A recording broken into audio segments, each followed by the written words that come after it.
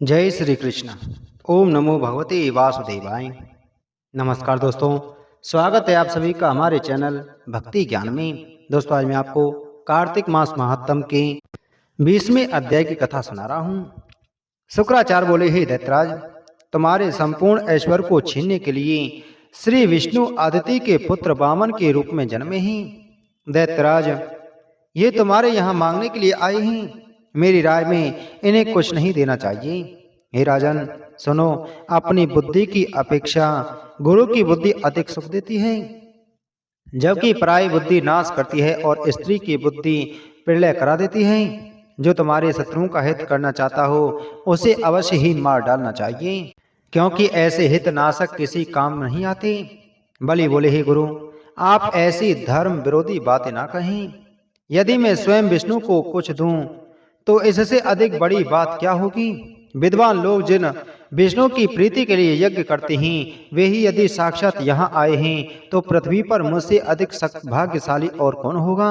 हे गुरु, दरिद्र व्यक्ति भी श्री विष्णु के लिए कुछ देता है तो वह दान अक्षय हो जाता है।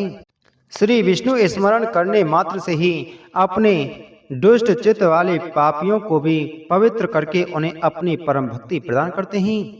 जिनके जीव के अग्रभाग पर हरि नामक 2 अक्षर विद्यमान रहते हैं, वह विष्णु लोक को प्राप्त होता है तथा पुनर्आगमन से छूट जाता है। जो लोग अग्नि, ब्राह्मण अथवा गुरु के मुख में हरि नाम का हवन करते हैं, उन पर विष्णु भगवान कृपा करते हैं। मैं विष्णु जी की संतुष्टि के लिए ही यज्ञ कर रहा हूँ। यदि वे यहाँ स्वयं पधारे हैं तो मैं निसंदेह कृतार्थ हुआ हूँ। दैत्यराज बलि जिस समय यह कह रहे थे, उसी समय वामन रूपधारी श्री विष्णु उस मनोरम यज्ञ मंडप में प्रविष्ट हुए। सूत जी बोली, विष्णु जी के आने पर बलि ने उन्हें विधि पूर्वक अर्घ्य दिया तथा रोमांचित शरीर एवं प्रसन्नता के साथ आंसुओं से पूर्ण नेत्र लिए हुए इस प्रकार कहा। बलि बोली, आज मेरा जीवन यज्ञ तथा जन्म सफल हुआ। मैं निसंदेह कृतार्थ हुआ हूँ। जहाँ जो ऋषि गण बैठे हुए हैं, वे सभी निसंदेह कृतार्थ हुए हैं। इन्हें अपने पूर्व कृत्य तप का सफल प्राप्त हुआ है। हे ब्राह्मण श्रेष्ठ, मैं आज कृत्य और भाग्यशाली हूँ। हे कृपा निदान, मुझे आज्ञा दीजिए, मैं आपका सेवक हूँ, क्या करूँ। वामन बोले, आप मुझे तप करने के लिए केवल 3 पग भूमि ही दें। यह सुनकर बलि ने कहा, आपने पूरा राज्य क्यों नहीं मांगा। आप ग्राम, नगर अथवा धन आदि यथेष्ट मात्रा से मांगिए। सूत जी बोले, राजा के शब्दों को सुनकर उसका राज्य भ्रष्ट करने के उद्देश्य से आए हुए कपट वेशधारी विष्णु ने वैराग्य प्रदर्शित करते हुए इस प्रकार कहा। वामन बोले, हे दैत्यराज, आप गुप्त आदि गुप्त वचनों को सुने। जिन्होंने सब कुछ त्याग दिया है, उन्हें धन से क्या प्रयोजन। मैं सब जीवों का अंतर्यामी हूँ, मेरे लिए सब कुछ ना के बराबर है, फिर धन का क्या करूँगा। यह पृथ्वी क्षत्रियों के अधिकार में है, अतः सब लोग ऋषियों की आज्ञा का पालन कर परम सुख प्राप्त करते हैं। जो लोग विद्वान गृहस्थ ब्राह्मण को थोड़ी सी भूमि दान में देते हैं, उन्हें ब्रह्मलोक प्राप्त होता है तथा पुनर्जन्म नहीं होता। सत्पात्र को भूमि दान करने से सभी दानों का फल होता है। ब्राह्मण, व्रतिहीन तथा निर्धन गृहस्थ को सफल उत्पन्न करने वाली पृथ्वी का दान करने से जो फल मिलता है उसे सुनो। गंगा तट पर विधि पूर्वक सैकड़ों अश्वमेध यज्ञ करने से मनुष्यों को जो फल मिलता है, वही भूमि दान करने से मिलता है। भूमि दान जैसा दान भूत और भविष्य में अन्य कोई नहीं है। यह सब पापों को नष्ट करने वाला तथा मुक्ति फल को देने वाला है। हे दैत्यराज, तुम भी सब धर्मों से युक्त हो, अतः हमें तप करके मोक्ष पाने के लिए 3 पग भूमि दान कर दो। तब राजा बलि ने प्रसन्न होकर भगवान वामन को पृथ्वी दान करने के लिए संकल्प हेतु जल से भरा एक ऐसा कलश हाथ में लिया, जिसके जल के बाहर निकलने को एक छिद्र भी था। तब विष्णु को सर्वगत जानकर शुक्राचार्य जलधारा रोकने के लिए सूक्ष्म रूप धारण कर उस कलश के भीतर प्रविष्ट हो गए और उस छिद्र के द्वार को रोक दिया। उस समय विष्णु ने सारी घटना को समझकर कलश के छिद्र को खोलने के लिए उस अपने हाथ में एक कुश लेकर छिद्र मार्ग में डाल दिया। उस कुशाग्र भाग से करोड़ों सूर्यों के समान प्रकाशमान महाशस्त्र बनकर शुक्राचार्य की एक आंख फोड़ डाली। तब एक आंख वाले शुक्राचार्य ने कलश से बाहर निकलकर सभी राक्षसों को बताया कि जिस शस्त्र जैसे कुछ से मेरी आंख नष्ट कर दी है, इसके उपरांत राजा बलि ने महाविष्णु को 3 पग भूमि दान देने का संकल्प कर दिया।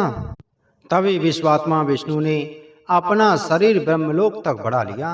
उन्होंने अपने 2 पांव से ही संपूर्ण पृथ्वी को नाप लिया। उस विराट रूपधारी विष्णु का शरीर ब्रह्मांड के अंत तक फैला हुआ था। संपूर्ण ब्रह्मांड मानो उनके पांव के अंगूठे के नीचे आकर 2 भागों में बट गया। अंगूठे के उस मध्य भाग से ब्रह्म सलिल की अनेक धाराएं फूट पड़ी। उस लोक पावन निर्मल जल ने विष्णु के चरणों का प्रक्षालन किया। फिर वह ब्रह्म सलिल धारा के रूप में आगे बह चला। उस जल ने ब्रह्मा आदि देवताओं को पवित्र करते हुए सप्त ऋषियों आदि की पूजा प्राप्त की। फिर वह सुमेरु पर्वत के ऊपर जा पहुंचा। उस अद्भुत दृश्य को देखकर ब्रह्मा आदि देवता तथा ऋषि मुनि प्रसन्न और आश्चर्यचकित हुए। ब्रह्मा आदि देवताओं ने कहा, हे परेश, हे परमात्मा स्वरूप, परमहिम अनंत मूर्ति, आपको नमस्कार है। हे ब्रह्मात्मा, ब्रह्म परात्मा बुद्धि, कर्मशील परात्मा रूप, परात्पर अखिल रूपधारी, आपको नमस्कार है। हे विश्व चक्षु, आप विश्व बाहु, विश्व सिर तथा विश्व गमन हैं, आपको नमस्कार है।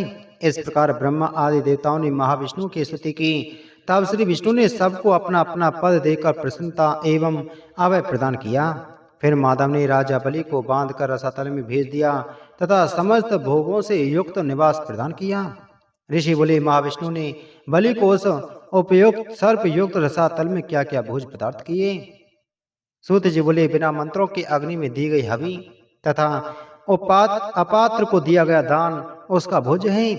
अपवित्रता पूर्वक दी गई हवि तथा ऐसे ही कर्म और पुण्य राजा बलि को पहुंचते हैं। इस प्रकार विष्णु ने राजा बलि को राक्षसों सहित रसातल में पहुंचाया तथा देवताओं को उत्तम स्वर्ग लोक दिया। देवताओं द्वारा अर्चित महर्षियों द्वारा स्तुति किए गए तथा गंधर्वों द्वारा गाए गए भगवान विष्णु ने पुनः वामन रूप धारण कर लिया। यह देखकर ब्रह्मवादी मुनियों ने एक दूसरे की ओर हंसते हुए पुरुषोत्तम भगवान को प्रणाम किया। सर्वभूतात्मक विष्णु भगवान वामन रूप धारण कर अखिल भुवन को मोहित करते हुए तपस्या करने के लिए वन में चले गए। विष्णु के चरणों से उत्पन्न गंगा का ऐसा प्रभाव है कि वह स्मरण करने मात्र से ही सब पापों को नष्ट कर देती है। हे राजन, गंगा सब पापों को निश्चल रूप से नष्ट करती है। केस, हड्डी, नख, दांत तथा भस्म आदि भी गंगा के स्पर्श मात्र से ही श्रेष्ठ गति को प्राप्त होते हैं। हे राजन, मनुष्य जिस मृत व्यक्ति की हड्डी अथवा भस्म को गंगा में डालते हैं, वह यदि महापापी हो तो भी परम पद को प्राप्त करता है। हे राजन सुनो, गंगा पाप नाशनी है। गंगा जल की मात्र एक बूंद का सेवन करने से ही नरक का भय दूर हो जाता है। हे राजन, मुनियों ने जो भी पाप कहे हैं वे सब गंगा की एक बूंद के अभिषेक से ही नष्ट हो जाते हैं। जो लोग इस अध्याय को सुनते हैं अथवा देवालय में बैठकर बाँचते हैं, उन्हें सहस्त्रों अश्वमेध यज्ञों का फल प्राप्त होता है। एते श्री पद्म पुराणे कार्तिक मास महात्म के अंतर्गत गंगा प्रादुर्भाव नामक 20वां अध्याय संपूर्ण हुआ। बोलो कार्तिक मास महात्म की जय। बोलो विष्णु भगवान की जय।